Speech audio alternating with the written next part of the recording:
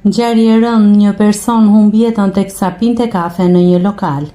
Një person ka humbur jetën në një lokal në Korçë. Sipas informacioneve paraprake, mësohet se personi ka qenë duke konsumuar një kafe në një lokal në lagjen 7 të qytetit të Korçës. Burime nga policia bëjnë me dije se kemi të bëjmë me vdekje natyrale, dyshohet për shkak të një infarkti. Policia ndodhet në vendin e ngjarjes për të bërë zbardhjen e plotë të rrethanave.